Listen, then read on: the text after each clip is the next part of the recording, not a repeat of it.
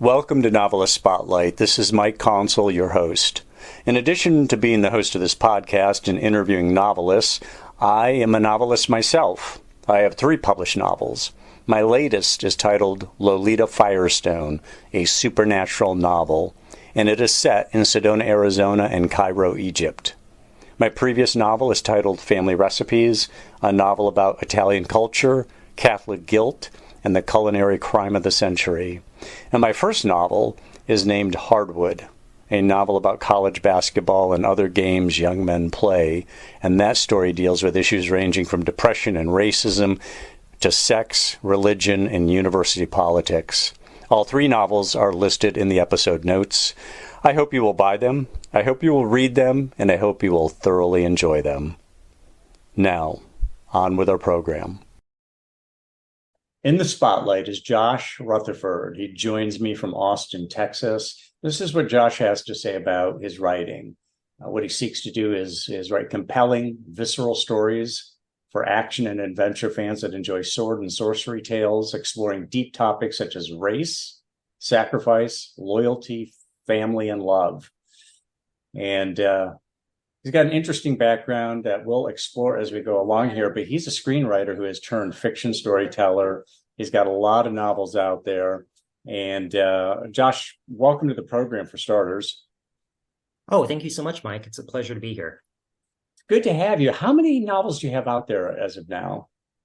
As of right now, I'll pause just to make sure I'm getting this right. I have 4 novels under my own name and 1 short story, and then I've contributed to a few other books, anthologies, that is.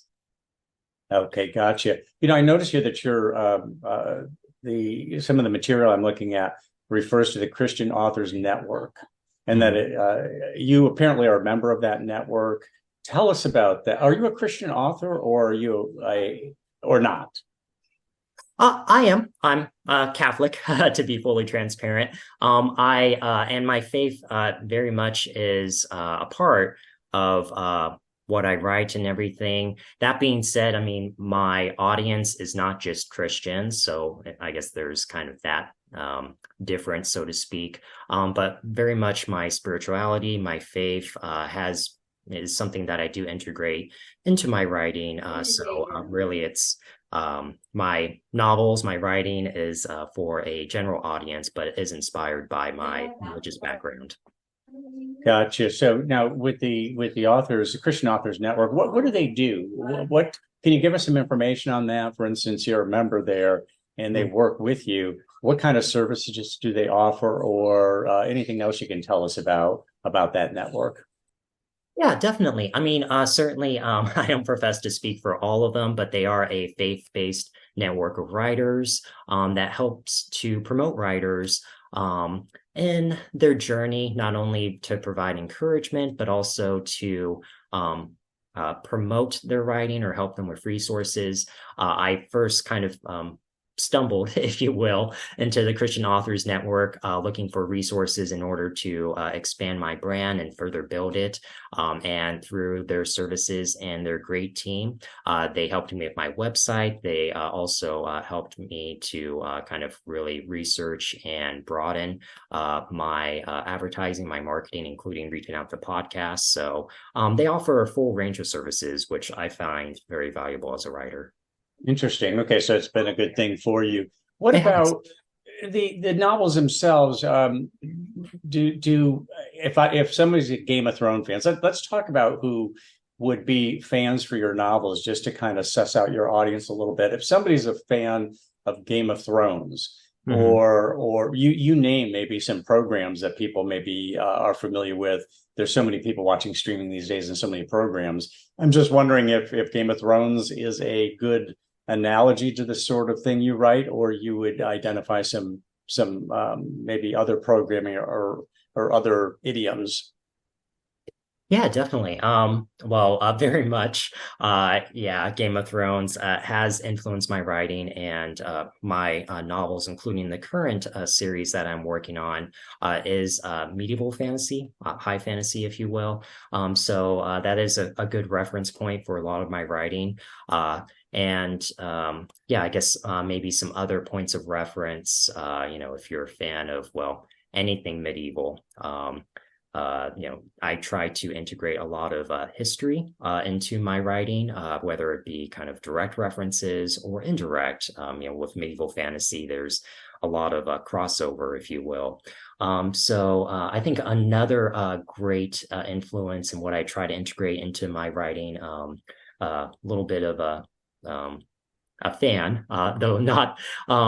I won't profess to be an expert of the Bard of Shakespeare. So certainly anything like Macbeth, King Lear, especially my current franchise, the Fourpointe Chronicles, is inspired by the classics, if you will. So a lot of kind of I'd say great influences, ones that I've admired my entire life, have really made an impact on my writing. Now, you are a screenwriter turned novelist, as I said at the top. So, talk about wanting to be a screenwriter. That's one of the reasons I wanted to analogize in that way. That what kind of television programming would kind of be simpatico with your fiction writing. Talk about being a screenwriter. How old were you when you wanted to become a screenwriter, and what were you looking to write? Is it consistent with what you're writing right now in terms of novels? I'd say so. Yeah, I've always been attracted to the theme of, going back even further. I mean, kind of growing up, loving kind of just the big spectacle films, if you will, that took place, especially, in different universes or across the ages, kind of just kind of connecting some of those films I grew up with, like big adventure films, big action films, big historical epics, for instance, like maybe something like Braveheart, or other historical epics, like kind of referring back to medieval times, but also big action and adventure pieces. That really kind of, I'll be honest, that was kind of my point of reference Mm-hmm. growing up as a young man, as a teenager, and then a young man. And when I went off to college, I studied film with an kind of I had an emphasis or wanted to become a screenwriter. So after college, after I was working any of my full-time jobs, I'd come home, I'd write screenplays with the ambition to someday become a screenwriter. Then the Great Recession hit, and whatever leads I had kind of dried up with that. I continued to write screenplays on the side, but I always found myself wanting more. And by more, I mean wanting more of an audience, because when you write screenplays, really your audience is one agent or one producer, and your success hinges on them saying yes.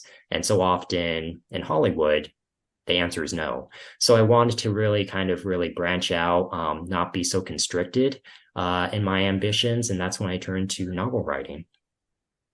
And I bet you've noticed that when you watch something like Netflix or Prime or any of the Apple TV, any of these streaming channels, and you see these series, an enormous number of them are based on novels.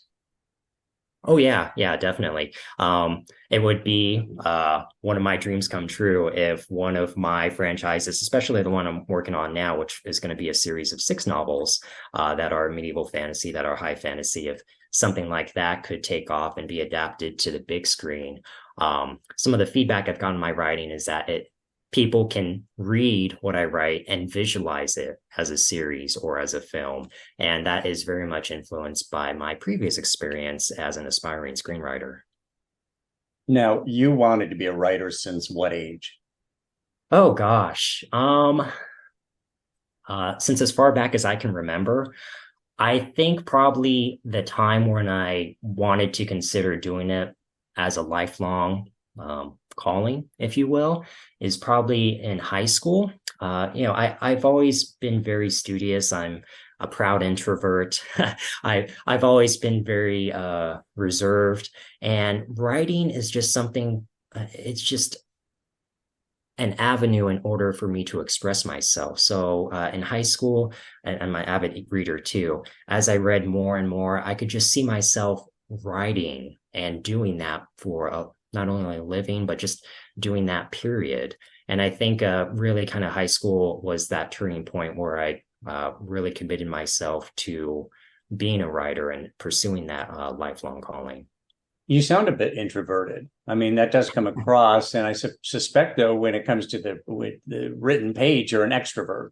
I mean, you can't write, novels hundreds of pages long without having a desire to really express yourself through characters and scenes and such.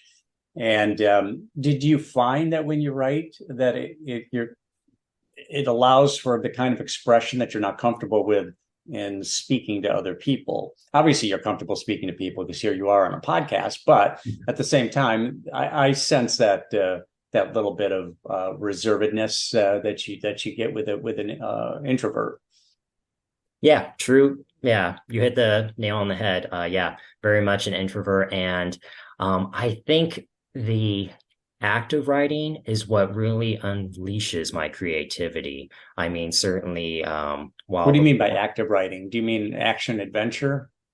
like the act. Oh, active writing. I'm sorry, Act of I writing. misunderstood you. Yeah. Okay. Oh, no, Uh-huh. that's fine. And certainly I think just going through the process, especially when I was younger, and I still do this to this day, like actually physically writing pen to paper. Well, of course, I write on my laptop as well too, but there's just something so engaging and cathartic at the same time of writing pen to paper. And then also with laptop writing as well, that really just kind of unleashes so much within me. Now, when I first started writing, unleashing that much of myself required some discipline because it was just kind of an entire brain dump, if you will, of thoughts and emotions and everything. And now, as I've matured as a writer, I'm finding myself taking even further time, maybe being not so prolific in my output, but being more intentional in what I have to say. So, yeah, definitely. So much comes out. I mean, I will readily admit I'm the type of writer that pours their soul into their writing, and that has continued throughout my entire journey as a writer. Now, you mentioned being more intentional as a writer. What is your intention? When you're being intentional, what's your intention? My intention is really to have that pull on the reader and really to engage them and like I'll admit like kind of almost get them lost in the story. Yeah, as I said, I'm an avid reader, and those books that really have me turning the page after page after page, they're the ones that kind of really suck you in, if you will. And in my early writing, I did that sometimes, and then sometimes I didn't, or maybe I thought I did, and then I'd workshop it, and then I'd miss the mark a little bit. So I think with more of my intentional writing, it's about those emotional peaks and valleys that pull the reader into the story and keep them engaged throughout. So I find myself really, I guess you could say, doing a lot of self-editing, doing a lot of reflection in my writing, maybe slowing down a little bit, but with the intention that by slowing down, I can create more meaningful, more impactful words on the page that engage the reader and create this sensibility of them actually being in the story. Mm-hmm. Mm-hmm. It's interesting that you had said you do a lot of the writing on paper, Mm-hmm. handwritten. I'm only going to ask you this because I know you're a young man. Do you write in cursive or do you print? Um, I would say when I was younger, I wrote in cursive. Now I print just because my handwriting has, ironically, gotten a little less legible. But I also do that as well too, because uh, let's just say as I write, my mind tends to wander more on paper than it does on the laptop.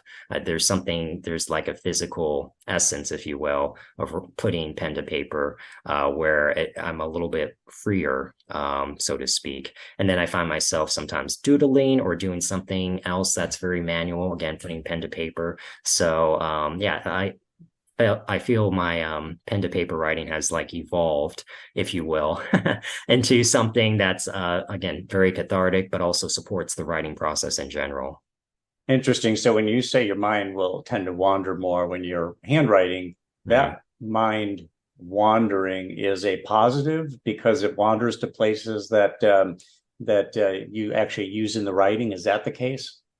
Yeah, it does. I think it kind of gets the creative juices flowing, and it just really kind of stimulates areas of my mind that I can then focus on, consider, and then refocus when I actually put words to my laptop with the intention of refining that, and then again with the intention of then publishing it. So yeah, it's a very, you could say, roundabout process, but also a process that I continue to tinker with in order to better myself as a writer and to kind of mature and grow. And I totally get the cursive getting really sloppy.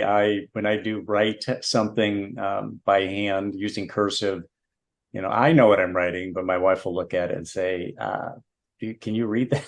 It's like, yeah, I can't. I know you can't, but I can.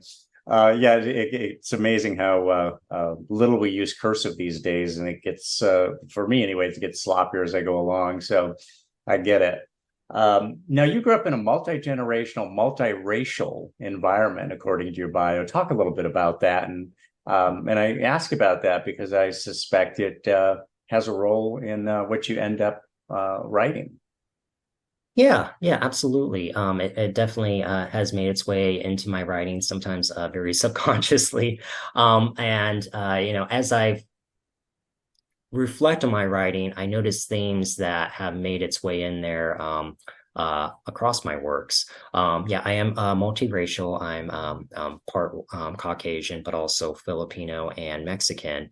And then multiple generations have influenced me. Having a very close relationship with my grandmother, and then also my parents were a great influence on me, but also growing up around my little cousins and everything. So certainly having so many diverse and so many varied influences in my life are elements that made their way into my writing. For instance, in my current franchise, my fantasy franchise, the Fourpointe Chronicles, starting with the first book, Kinghood, it's about four brothers, identical quadruplets, who grow up in this kingdom, but they play the role of one prince. So they leave this secret life of pretending to be one prince, later one king, and no one knows that it's actually four brothers playing this part behind the scenes. I did that very intentionally to illustrate the code switching that a lot of minorities go through, including myself. And I've had a lot of experience doing that growing up, and then becoming a young man and finding that tendency repeating itself within my life. And then also other elements of growing up, maybe mixed or multiracial, where themes of, say, being imposter syndrome, or other themes that are specific to maybe not fitting in to just one silo or one lane.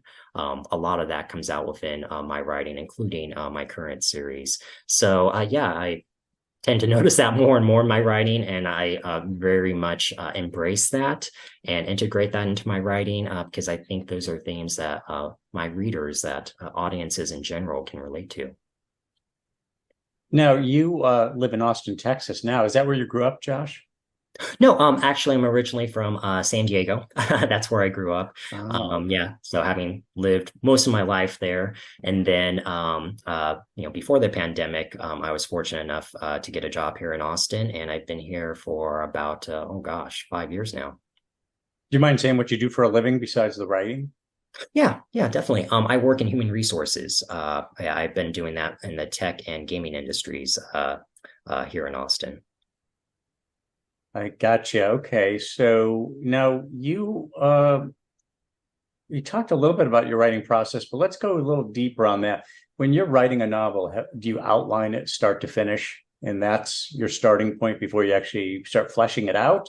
Or do you start writing to see, almost to validate that you're onto a good idea and that it's got some juice that you're going to be able to work with? Honestly, I've done a little bit of both. Where I'd say now I do more of the outlining process. When I started, I would just kind of get my thoughts out there, especially as I moved from screenwriting to novel writing, because with screenwriting, the formatting is so rigid. For instance, approximately 1 page of a screenplay equals 1 page or 1 minute of screen time. So you're really kind of restricted to writing something that's between 90 and 120 pages, per a movie that is 90 or 120 minutes. But with novel writing, because it was so much freer, I just kind of really dove into that at first without an outline process. And then as my narratives became more complex, especially now that I'm writing a multi-book series, I definitely lean towards and develop very extensive outlines with supporting notes so that I don't get too lost in my narrative or the characters I'm creating. And I'd say, though, I also have a tendency just to jump right into maybe shorter works. I may not outline something that will start out as a short story or that I conceive as a short story. For things that are just kind of less in length, I will just kind of just dive right in and see where it takes me. In terms of time of day, how many minutes or hours a day you put in?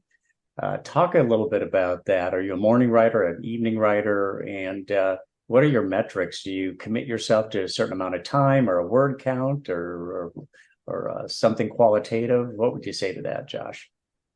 Yeah, I'd say, to keep myself disciplined, I commit myself to something quantitative. At least, well, during the week, I'm quite busy. I have a young family and everything, so I'd So you say have two boys, right? Two boys and a wife. I do. Yes, yeah, two young boys and a wife. Yeah. And I'd say so that doesn't leave a lot of time during the week. I'm more of a night writer. And that's when everyone else is either settling down or going to bed. And I commit myself to at least 30 minutes to say an hour of writing each night. Now, if I happen to be too tired and I miss a night of writing, I will just kind of roll that over into the weekend. So I would say my schedule leans more towards the night, but I also try to find those little nuggets, if you will, of free time during the day, maybe during a lunch hour, or maybe if I wake up early, which are granted are infrequent.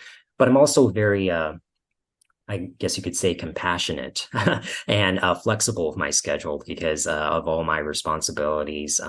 That's something that I really had to refine as I became a dad and as I started a family, just to make sure that I wasn't beating myself up too much as a writer, but I was also staying consistent with my output.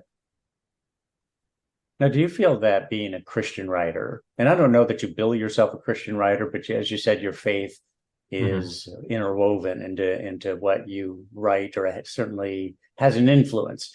Does that give you access to a built-in audience, particularly if you are billed as a Christian author? Because I know there are a lot of people out there who don't like some of the content of your average novel, that it gets into some subject areas they don't approve of, and they gravitate naturally to Christian-based novels, both because they tend to be avoid some of those areas that they find offensive, and maybe secondarily that they also it's a little bit of a booster for their own faith.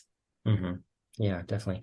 Yeah, that's a great question. I mean, as a Christian author, I mean, I know that there's a lot of genres and subgenres that are, I guess you could say, are a little bit more conservative or a little bit more filtered in terms of both the topics that they cover and their content.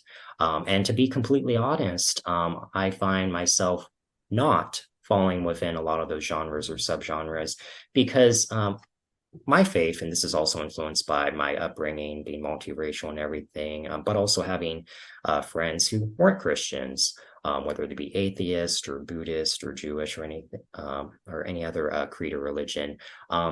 My upbringing and my faith has always been one of taking an unflinching look at life and putting that onto the page, and then people of faith such as myself finding their way through that. I'm not afraid, and I realize this may seem counterintuitive, I'm not afraid to delve into topics or content that touches upon sex or violence or anything, because I, as a Christian, that's part of my everyday life. And by everyday life, I mean, like, I read about it, or I may, not to say I'm violent. Not committing acts of violence. Not committing to that. But I feel that kind of censoring myself from that, I watch a lot of movies, I read a lot, censoring myself from content which touches upon those subjects, really doesn't do me any service, if you will. And I oftentimes am a little bit more willing than, say, maybe other Christian authors to touch upon those subjects, maybe not to like dwell on them throughout my entire, but certainly I don't want my fiction or anything that I write to avoid such topics. That is part of my everyday experience that I try to craft within my stories, because that's what everyday people deal with. And I, as a Christian, may view it one way, but I may also take it from another perspective because of what other people may experience. So I guess you could say I don't censor myself, and maybe as a Christian author, some would say that I should, but I just kind of really try to delve into the human psyche and all the darkness and goodness that goes within that. And me, myself as a Christian, has had to try to navigate and find their faith through all of that. And I do that because I feel that looking at both the good and the bad is part of what makes us Christian, what makes us human. So yeah, I mean, take that for what you will. Right. I also noticed you're a former Toastmaster. I was with the organization for I don't know, about a year or so. Why did you go to Toastmasters? You mentioned that you're an introvert. I think introverts tend to probably be a little less amenable to a live audience. So perhaps you were in Toastmasters just to kind of get used to the idea of standing in front of people and speaking to them. Did you have some goal in mind other than improving your public speaking skills? Or for instance, maybe the assumption that at some point I'm going to be on book tours, or maybe you have already done some book tours and obviously have to deal with live audiences. So what motivated Toastmasters? Or maybe it has to do with your human resources function. Yeah, that's a great question. When I first joined Toastmasters, it was the intention of increasing my professionalism and being more comfortable within a corporate audience, if you will, or more professional audience. At the time that I joined Toastmasters, my career, not just my writing, but but also my day job, was kind of in a rut, and I felt really stuck. And I knew that I still had a lot of apprehension about public speaking, which I concluded I could only get over through practice. So I joined Toastmasters. I visited a few Toastmaster clubs and finally found one that was a good fit for me. And honestly, I was petrified my first couple of speeches. I attended a lot of meetings before I actually got up and spoke before an audience. But as I spoke, I found that my voice organically just came out a little bit more of each speech. So I really committed to the practice, to that methodology. And one of the benefits that I found through Toastmasters, in addition to being more confident when speaking before my colleagues at work, is that I found that it had an impact on my writing, because with Toastmasters, you are speaking before an audience. There's also opportunities to speak, in interactive, conversational dialogue.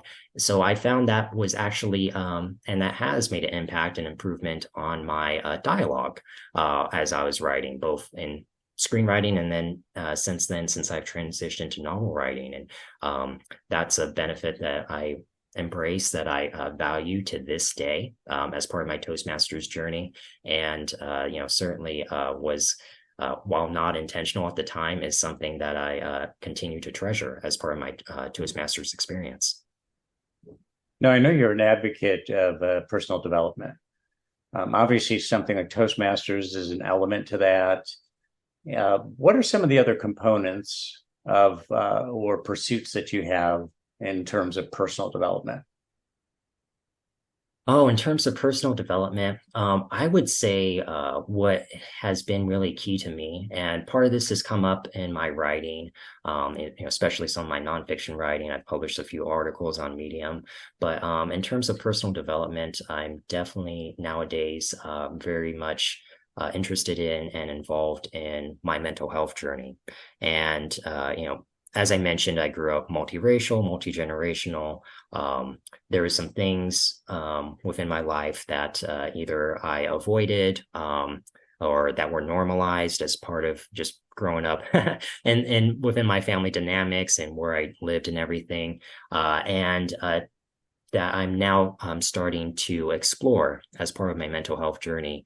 And, even something as benign as being an introvert, I'm really starting to understand why that came about, how my temperament that maybe I was born with, but my experience growing up led to my personality. So really kind of delving into the mental health aspect of my personal development, which maybe to no one's surprise, has also influenced my writing as well, both on the nonfiction side for obvious reasons of telling my story and what I've been through, but also on the fiction side. I feel that's also really coming out more in my writing as my characters grow and develop, including during this current series I'm working on, where I'm dealing with young brothers, young men who are becoming who are maturing into adults. So I find a lot of myself in the characters that I develop.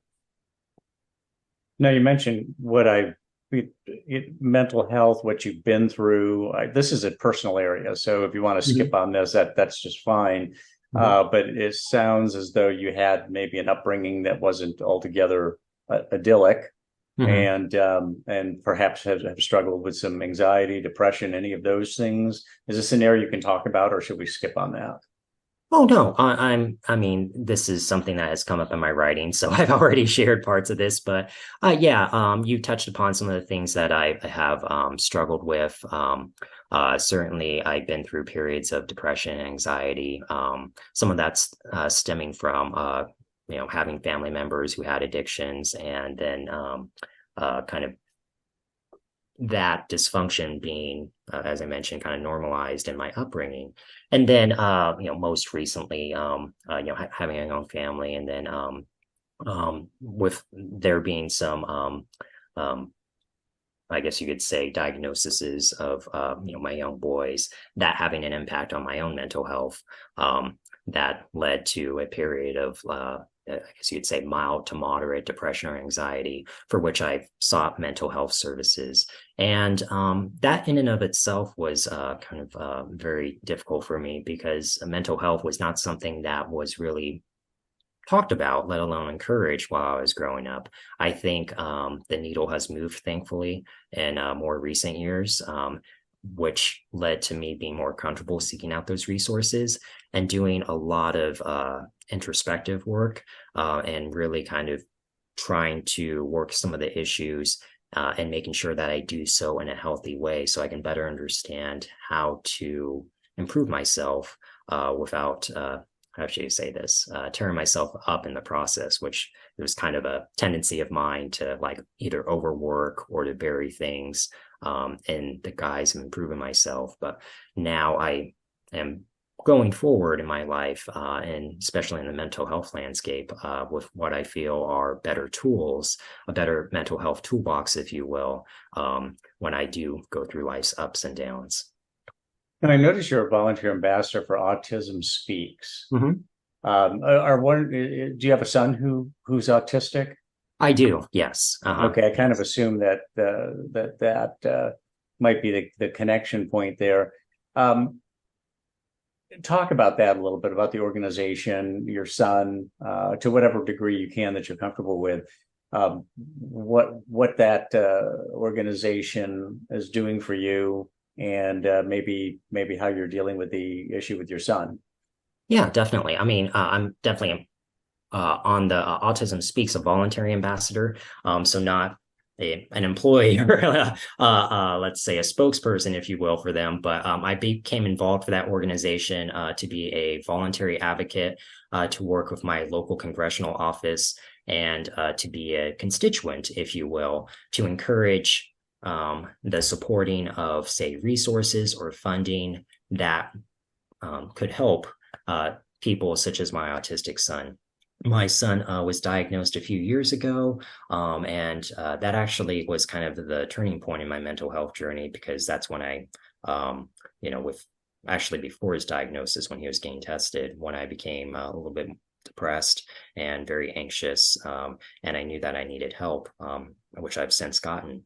But circling back to autistic or support of the autism community, that's something that's very near and dear to my heart.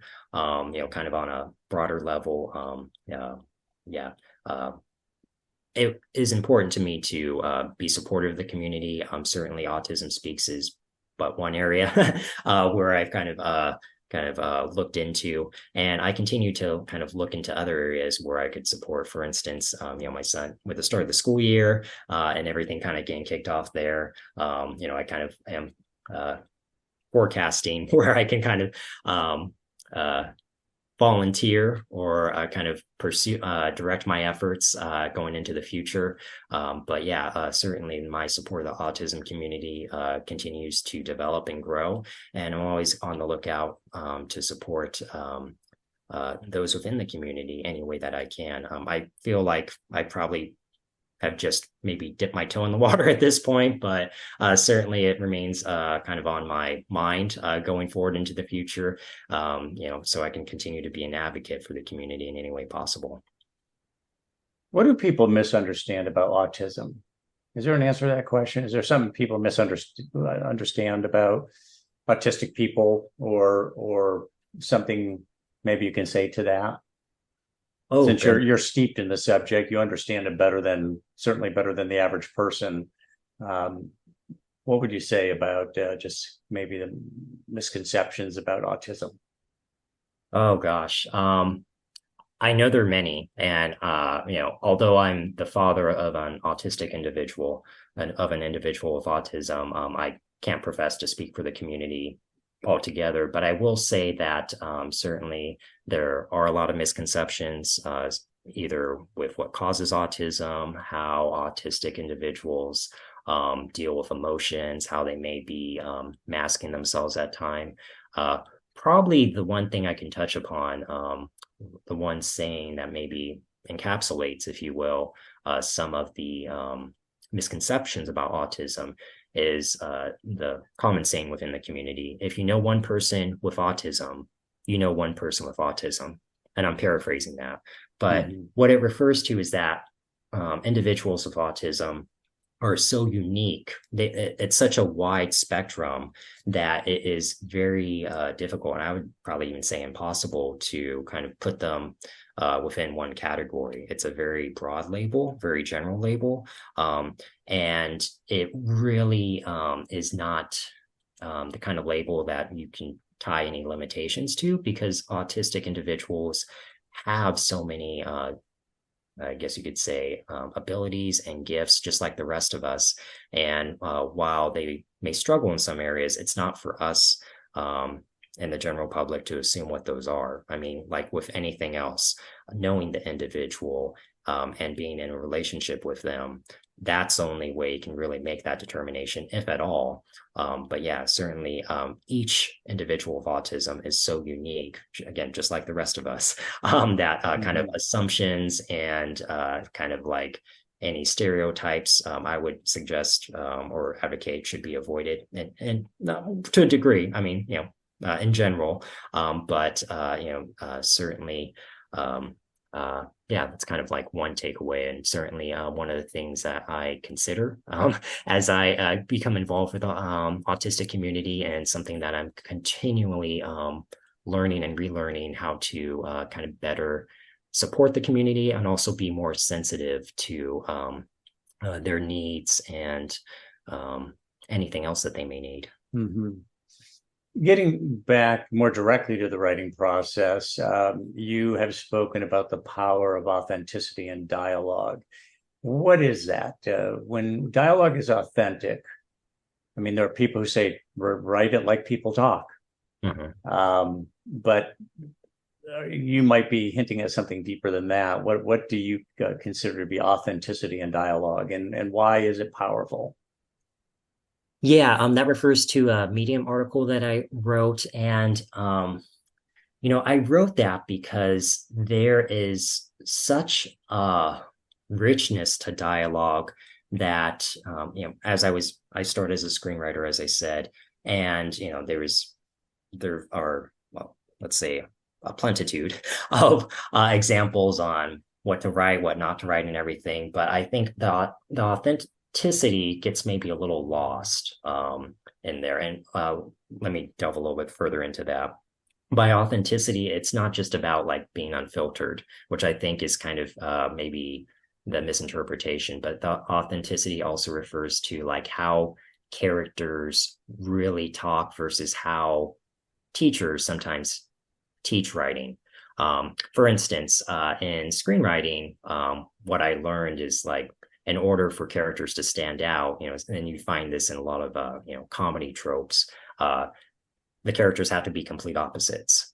And that's true. It does make for an interesting dynamic. I won't argue that. But so often, like if I look back in my life, so many of the people that I interact with are so similar to me. So, the way we talk may not be all that different from, each other. And I think that's what I really advocate, is for like that authenticity to reflect life versus kind of what we see on the screen or what we read on the page. That, maybe we aren't all so different, that there's some overlaps in how we speak and how honest we are with each other. Speaking of authenticity, another thing authentic, I think, within dialogue is, and this I know sounds ironic, is lying. People are dishonest. We lie all the time. And we don't lie for necessarily nefarious reasons, but we may lie because we're afraid, because we're scared. So kind of really considering what prompts dialogue and what actually comes out of a person's mouth versus what maybe they want to say is, I think, part of the authenticity that I always advocate for in my writing and other people's writing. Gotcha. Interesting. Okay. What are you working on now, Josh? Right now, I'm working on the third book in my 6-book series, the Fourpointe Chronicles. That third book is titled Everhall, and it follows, it's the third installment in the journey of the four brothers that I mentioned. They are now, by this point in the narrative, kings, or they represent one king, and they are embroiled in a continent-wide war. So, of course, with that comes all the stresses and all kind of the engagements that they have with their enemies, with their so-called allies, and with each other. So that's something that I'm very excited to continue working on and to really kind of develop that storyline further. So 6 books. Okay, it's going to be a series of 6. Mm-hmm. And Right. have you plotted all of them out at this point? This is number 3 or number 4, you said? This is number 3. Number 3. So when you're talking 6, obviously you have to be able to look far enough out and realize that, okay, I do have enough material to cover 6 books. Kind of talk about that a little bit. How much planning is involved in that determination, or have you plotted out all 6 of them, just at least generally? Or did you decide 6 books sounds like a good series, kind of like Harry Potter? I think Harry Potter was a 6-book series. I think that's becoming more popular to rather than a trilogy, thinking in terms of something more extensive than that. What about that? Yeah, well, when I considered this series, it was the first time I considered writing a something that was not standalone. And it was an ambitious endeavor, and it is an ambitious endeavor, continues to be. Um, I didn't have 6 books in mind. I actually had more of a trilogy in mind, but as I outlined it, and I have a general outline, which I continue to refine, especially with books 3 through 6, since the first 2 books are written. But yeah, I do have a general outline, which as I considered it for 3 books, I just realized that there was just so much more of a story there, and I didn't want to condense or simply rush through other parts of it. So when I kind of mapped out what what I wanted to cover, 3 books turned into 4 books turned into 5 books turned into 6. I'm pretty sure it will stop there. At some point, I do have to cap myself. But yeah, that has stayed consistent. That target, if you will, has stayed consistent. So yeah, it's just something that very much kind of took on a life of its own. And right now, as the writer, I'm simply doing the service of portraying my characters to the best of my abilities. I feel like they now have a life of their own since they're in book 3, and we'll continue on to book 6. So I'm just kind of the medium, if you will. Yes, exactly. That's what we all hope for, is just yeah, channeling something higher onto the page, being a kind of that vessel or channel. So let me ask you, you have a representative or an assistant named Jane, and at the Christian Authors Network. I went to look her up, and it almost looked like she's an electronic assistant. Are you using an electronic assistant, or is that a real human being? Oh, yeah, she's a real human being. Yeah, through Because the Christian actually, when they have these nowadays with technology and such, um, the things can actually get done through automation. And yeah, when I looked Jane up, it looked as though perhaps she was an electronic assistant rather than a human being. Okay, so you've settled that one. I'm not sure why. Just the portrayal looked kind of like an electronic assistant. So, but she works with the Christian Authors Network, which you're involved with. And how did you end up getting connected with the Christian Authors Network? Did they reach out to you, or did somebody mention the organization to you and you reached out to them and said, tell me what you guys do, and I just might want to be a member? Yeah, well, kind of in my journey, being a self-published author, I have to wear many hats, including doing my own promotion and marketing. So I'm part of a number of Facebook and other social media groups, of which the Christian Authors Network is one of them. And being a group that is run by administrators who have services, that's how I became involved within kind of their network, and then utilizing some of the services that they offer for authors, especially like growing authors or maturing authors such as myself. So through that network, I've just, I guess you could say, naturally met a lot of people and kind of visited their website and their services, in addition to, kind of leveraging some of my other virtual contacts. But yeah, they're one of the ones I utilize and that I continue going back to. Yeah, not to say that that's the totality of your connections out there, but I do find that interesting. I've had some Christian authors, dedicated Christian authors on the program, and I'm always interested in how faith plays into. I mean, any writing has a lot of different influences behind it. And sometimes it's religion, sometimes it's the way a person grows up, sometimes it has to do with their just professional interests and so on. Who are some of the authors who really influenced you in a big way? Oh goodness, that's a long list, but Is it? Yeah. it is. Are there a couple who were real standouts for you, um, You more know, so than the others? yeah. Oh gosh.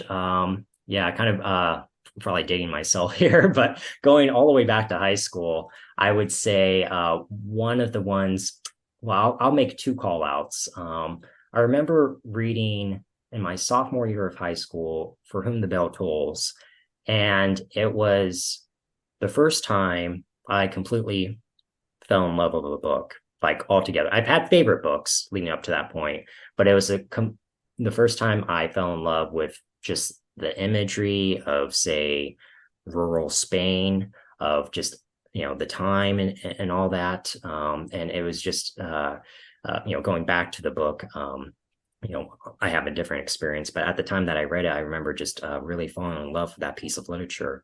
And then you had mentioned Game of Thrones, and there was this other experience I had specific to Game of Thrones, to that book by George R. R. Martin.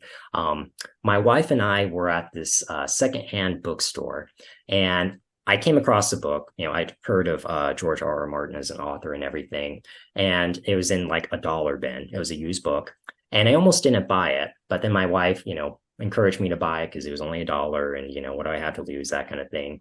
So I picked it up and read it, and certainly, casting any modesty aside, there was just something about my experience of reading that book where I told myself I could write, period.